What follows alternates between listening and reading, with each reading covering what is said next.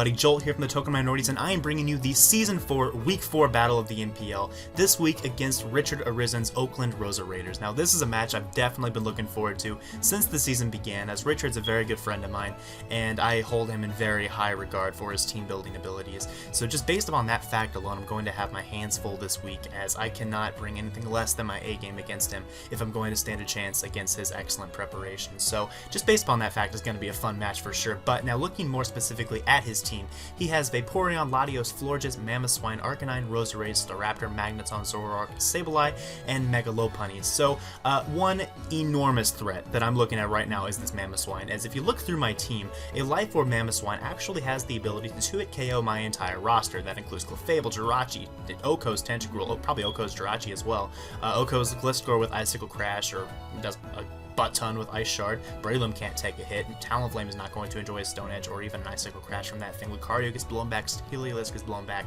Sneasel can't take a hit from anything, Wob kind of can take a hit, but I can't really just hard switch into it most likely, and Megalodios obviously doesn't appreciate the Icicle Crash, so Mamoswine's a threat, to say the least. Now, if you remember back to my draft analysis video back at the start of this entire season, I had mentioned that I was strongly considering using Wobbuffet to counter the Mamoswine. However, upon thinking about it a little bit further, Wobbuffet's not going to be the best response to this Mamoswine, because it is practically begging him to go for maybe a Toxic against my Wobbuffet, and that's something I really don't want him to be able to do with the Mamoswine, that is. He also could go for a Substitute against my Wobbuffet, as I just predict him to like Earthquake me and go for a counter.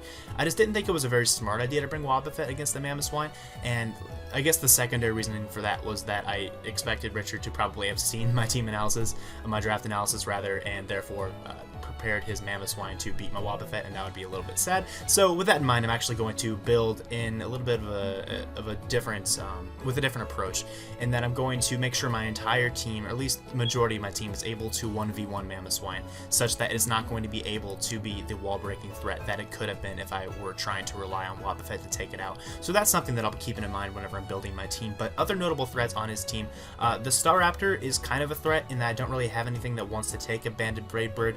Jirachi can take it pretty well. It's a chance to 2-hit KO if I'm not running leftovers, but if I am running leftovers, then I believe, especially after Protect, I'll be able to take 2 hits from it. So that's pretty nice, but otherwise it just blows back the rest of my team. So Staraptor's a pretty big threat here, and I'll say that Zoroark is also a threat, just because Nasty Plot Dark moves is just a strong option in general against my team, especially because it's going to be faster, I believe, than Lucario, so it's going to be able to run coverage such as Flamethrower to hit my Lucario pretty hard, and it can run Sludge Bomb now with the recent event to hit my Clefable really hard. So Zoroark's a threat, and then of course Megalopunny is always going to be a threat just because it is so strong, it is so fast. I'm going to have to make sure my team is prepared adequately to handle that. So my matchup though does feel pretty strong, just due to the fact that Mamoswine is the only true threat, the only like 100% big time threat to my team that I need to be super careful around, as I do have the proper mons to take hits from Megalopunny and to immediately threaten it. Almost all of my priority options in Breloom, Talonflame, Lucario are very strong against Megalopunny. They're super effective against Megalopunny. I don't have to fear that he'll run something like a Chople Berry or something like a Cobra Berry to try to resist those, because he can't. He's a Mega. So Megalopunny's really not that huge of a threat to my team. It's just a strong Pokemon overall. Latios also is not really much of an issue for me, because I do have both Clefable and Jirachi, which are the textbook counters to Latios. So that's pretty nice on my end. I do have to be a little bit careful around his Vaporeon Florges core, as I apologize for this. Let me get this out of the way. As those 2 mons alone are going to be able to potentially able to keep his team alive for a long time, and that's not something I want to allow him to do. I know that's a style he likes to play. I'm going to make sure that I do my best to prevent that from happening by putting a lot of offensive pressure on him. So that's my general analysis of the team. Let's go ahead and jump into the team building process, and I'll show you what I have come up with here. Alright, and here we are with the team. Now, like I mentioned before, the primary goal with this team was to make sure that Mamoswine didn't get out of hand at all. I wanted to make sure I always had some pressure on Mamoswine, and I also wanted to make sure that he was not going to be able to Wish Pass from his Vaporeon and Florges to keep the rest of his team healthy. So, with that said, I believed that a especially defensive stall-breaking Talonflame was the perfect mon for the job, as it does outspeed Mamoswine naturally, and therefore I'm going to be able to fire off a Will-O-Wisp, assuming it's not a Choice Scarf Mamoswine, which I highly, highly doubt in this this matchup, and therefore I'm going to be able to burn the Mammoth Swine if he decides to bring it in against my Talonflame, and I'm also going to be able to taunt Will-O-Wisp and Roost off damage from the Vaporeon and Florges, preventing them from doing anything that I don't want them to do. So I believe that Talonflame is very good against those mons, not so great against the rest of his team, but the priority option is also nice against the Megalopunny, as I want to make sure I maintain pressure on that throughout this game as well, as his primary sources of offense are the Staraptor, which is very frail and weak to priority overall, and Megalopunny and the Mamoswine, and I want, as long as I have pressure on all those, I should be in good shape this week. So that's the first mon on this team. Next up is the Gliscor. The primary purpose of having this is to have a hard stop to Arcanine, as once I have my Toxic Orb up, there's really nothing an Arcanine can do to me, and I do anticipate him bringing Arcanine as probably his Clefable answer, but just in general, Fire is a pretty good type against my team, so I wanted to make sure I had a hard stop to that Fire type here, and I believe that Gliscor will easily be able to do that job for me. Now I am running Stealth Rock on this because Stealth Rock is essential against his team when he has a Staraptor, which needs to be worn down by Recoil and by Entry Hazard damage, and it's also really important when he has Arcanine that wants to get worn down, and of course Zoroark, as the best way to determine when if a Pokemon is Zoroark or not is by Stealth Rock damage, or by its level of HP in general. So I believe that Stealth Rocks are very nice here, and then Earthquake and Acrobatics are the necessary coverage to handle the rest of his team pretty well. And also I'm running Protect here just in case he's running a choiced Latios, as that's something I do anticipate here, as Latios isn't going to be very effective against my team at all unless he's running a choice set, and there's no harm in running Protect here, as I don't really need Roost necessarily, and Protect just lets me scout out most of his team, which is pretty nice, especially if he decides to bring a choiced Magneton as well. That could be pretty nice to scout out. So that's the first two mons. Next up, finishing off, or the next part of my defensive core, is the Clefable here, as I decided this week to run a max HP, max defense Clefable to ensure that I'm able to take hits from Adamant Megalopunny. The best option he has against me with Megalopunny, best options are Iron Tail and Encore, and as long as I pay extra attention to those two options, I should be in good shape to wall out Megalopunny with Clefable if he decides to bring Megalopunny this week, which I do anticipate, but I do have a lot of options for it, so there's a chance he might not bring it, but I think he probably should bring it because it is one of his better sources of offense in general on his team, but we'll see. Anyway, I believe this is going to take hits from it very well, and also take hits from Arcanine if I needed to. It can also take any 2 hits from non-Life Orb Mamoswine. If it's a Life Orb Mamoswine, I go down to 2 Earthquakes, so I'll have to be pretty careful around that, but as long as I get damage on the Mamoswine and keep his Wish Passers in check, then that's okay with me. I'm willing to trade Clefable for Mamoswine this week if I need to. I'm bringing Psyshock as an attacking option this week in case he tries to counter me with Roserade like I did last season. I felt that was worth bringing.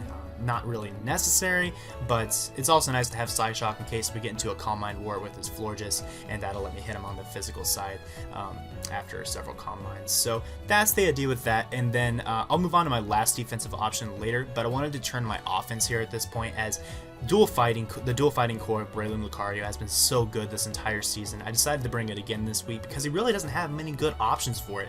I can bring this set with a Yachi Berry. I was really proud of this set actually, as his best answers to Breloom are probably Arcanine and the Latios. So if I'm running a Yachi Berry on this, I'm going to, one, be able to take hits from Mamoswine because I do naturally underspeed Mamoswine, and I would expect him to go for like an Ice Shard against me if I'm at like medium health, because he would be able to out-prioritize my Mach Punch with his Ice Shard, and I believe I'll easily be able to eat that up if I'm running Yachi Berry here and then just kill the Mamoswine with a Mach Punch or a Bullet Seed.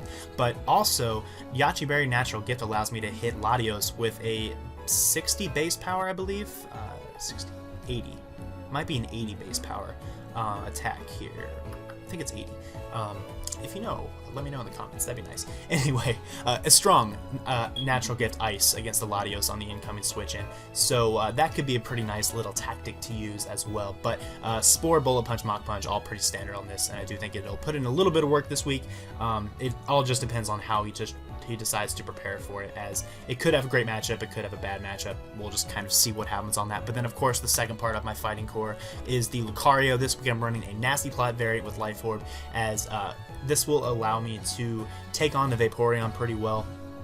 If he's a Spadef variant, I can easily set up a Nasty Plot and have a chance to kill with Aura Sphere. I guess if it's a defensive variant, I have a chance to KO with Aura Sphere, but it'll be an easy 2-hit KO with Aura Sphere for sure after a Nasty Plot on that. This also lets me handle the Florges, as I was strongly tempted to run like a Banded Lucario this week, but defensive Florges kind of shuts that down pretty well, in addition to like an Intimidate Arcanine and stuff like that. So this also lets me handle a special defensive Arcanine pretty well after a Nasty Plot. Now, if he is a defensive Arcanine of any sort, then I should be able to outspeed it with this, but there's a chance if he's offensive, he'll outspeed me with his Arcanine, so that's something to keep in mind as well. But yeah, this also will give me a good option to take down the Sableye, as Sableye can't do anything to me, honestly, and I can just set up in its face with a Nasty Plot, perhaps on the switch in even, and it can't take a +2 Flash Cannon no matter what, so that's pretty nice. And then finally, the last mon up on my team is the Jirachi, and this is just a Wish Protect Ironhead U-turn set, pretty standard with leftovers. I made sure I outsped any form of Mamoswine with this set. I believe I also speed crept something else. I can't remember at this point. Might have been Arcanine. Yeah, I can't remember, unfortunately, but 286 speed probably is outspeeding something like Arcanine. But yeah, this set is just an all-purpose switch into Latios, essentially. It's also a good answer to Mega Lopunny, as long as he's not running like Sub or Encore, as I can protect up on the high jump kick, or I can take like no damage from the Drain Punch, and I can U-turn out on his switch out.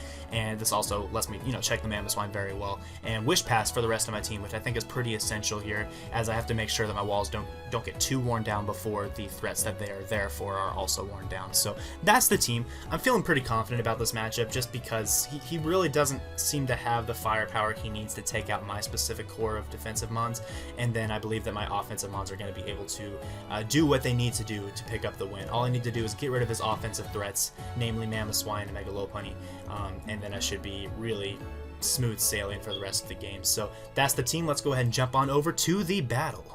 Okay, and here we are with the match, and at team preview, I am pretty happy with what he brought, as this is about the team that I was expecting, and I do have very strong answers to really his entire team. The biggest threat here is probably going to be the Zoroark, based upon the mons that I decided to bring. If he's a Nasty Plot set, then I need to make sure I keep my Clefable very healthy, and or my Gliscor very healthy. Talonflame is also a good option against it, because I am a max special defensive variant. I should be able to take any hit, even after a Nasty Plot. Maybe not, well, at the very least, I can switch in against it and get off Brave Bird damage. So Zoroark's a pretty big threat. Mamoswine, Lopunny, and Latios are all covered pretty well. Staraptor's probably going to Final Gambit something, but I can't do much about that anyways. And Arcanine is Arcanine, probably there for the Clefable. But team matchups looking pretty good, especially team preview here. And I am going to decide to lead off with, let's see, what do I lead off with? Probably my Clefable, as he doesn't have really any great answer to it immediately. And I am high enough HP to survive even a max HP Final Gambit from the Staraptor. So I'm going to lead off with Clefable here and go ahead and jump into this battle. I am on the opposing side again this week. Okay, so like I said before, he decides to lead off with Mamoswine. I lead off with my Clefable, and he just sets up a Stealth Rock here, which is a little bit unfortunate. I actually didn't expect him to bring Stealth Rock this week, even though I have a Talonflame. I didn't think he really could afford to bring that sort of move on this Pokemon, but I am able to get off a Moonblast on turn 1, which is really nice. Getting that little bit of damage on Mamoswine is going to help me wear it down, and he didn't bring either Vaporeon or Florges this week, so every little bit of damage is going to stick around with my Mamoswine, and that is perfect for me. Now here, I go for the Calm Mind, just kind of scouting out what he wants to do with this Arcanine against my Clefable, and he decides to go for Roar, so that's good information to have. He does roar me into my Gliscor, which is actually really nice, as I'm going to be able to just go for the Stealth Rock here, expecting him to switch out, probably into his own Mamoswine, but he decides to stay in and go for another Roar, which the play I don't really agree with. I think he should have gone right back into his Mamoswine to try to threaten me, but to each their own, I guess, and I am now just he keeps going for Roar, as I'm trying to get another switch into my Gliscor here, and it's really hard to do so, as he is literally spamming Roar for the next few turns, and he had a lot of opportunities to switch out into something else. I guess when I have my Clefable out there, he can't really switch out, but whenever I bring in the Lucario, he probably should try to go into something like Latios. I don't know. He should have done something else, in my opinion, because eventually I'm going to get Gliscor in at this point. Or in this scenario, and I think what he's trying to do is just roar in my Talonflame to get the Stealth Rock damage up on it, and I guess that's a respectable play. I don't know. I was just kind of holding out, waiting, because I know I'm not taking much damage from Stealth Rock on anything on my team besides the Talonflame, and I can always roost off the damage. and eventually he's going to roar me into my Gliscor and I get off a big hit against something. So I don't know, it was kind of a rough situation for him to be in, I guess, but that's kind of what's happening here for the first several turns. So sorry it's a little bit of an awkward battle here at the beginning, but eventually I'm going to get my way and do some major damage to this Arcanine, but that time is not yet, as here he's at -3 special attack due to the overheat, so I know that if he roars me into my Lucario again, I'm going to be able to do a big chunk of damage to it, and he's not going to be able to do much to me at all because he is at such a low special attack. And this is the point at which I decide to finally go for the R-Sphere, get a critical hit, which is kind of unfortunate for him because he's not going to be able to switch out on Stealth Rocks anymore, but I don't think it really mattered that much because as long as he's weakened, he's not going to be able to switch in immediately against my Clefable, especially after Stealth Rock and the fact that I have Psyshock to hit it for neutral damage. So it mattered a little bit in the short term, but in the long term I don't think it mattered that much. But regardless, I am just going to go straight into my Clefable and the Mega Lopunny, knowing that he cannot OHKO with anything, and the best he can do is just go for an Iron Tail, and even then there's a chance he'll miss, and I can always switch out into something else like Gliscor to take the next one. So here I decided to take the damage and just go for the Moonblast. I probably could have gone for a Soft Boil there first, knowing that there's no way I could scout for what he's going to go for, and there's no way he'd be able to KO me with anything.